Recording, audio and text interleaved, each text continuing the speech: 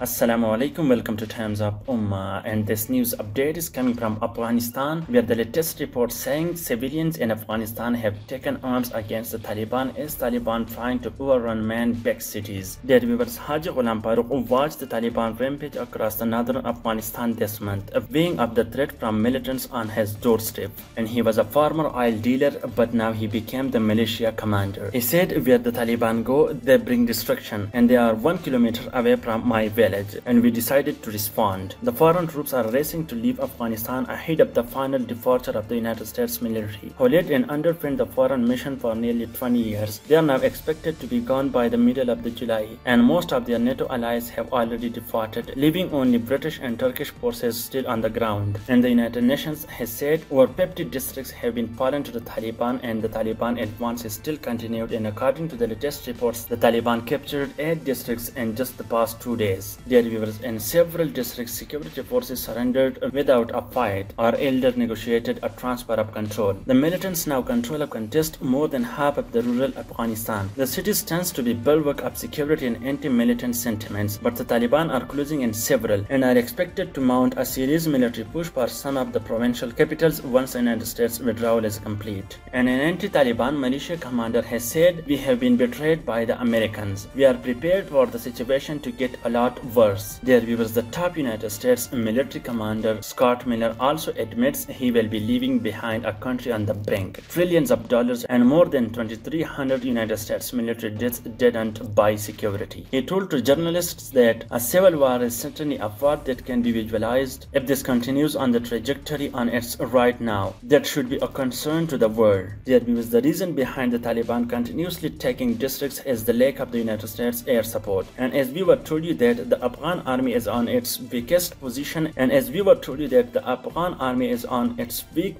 and they can't even fight back the Taliban. Dear viewers, the Afghan pilots are highly reliant on the contractors, on the United States contractors, but their future in Afghanistan is unclear. A commander who was besieged in a district before it fell to the Taliban said, "The Taliban launched the attack on 10 p.m. and we were fighting until 6 a.m. We called our commanders, we called Kabul, we called the Herat governor begging for air support." He added, "In the morning we called and said we don't need airstrikes, just pick up the dead and injured," but they never came either. So the overall situation is now very difficult for Ashraf Ghani because the United States has now decided and not fully providing air support to Afghanistan security forces, and it can change the fate of the Afghanistan's future. Dear viewers, if you want to watch top news of the day, please make sure to subscribe Times of Ummah.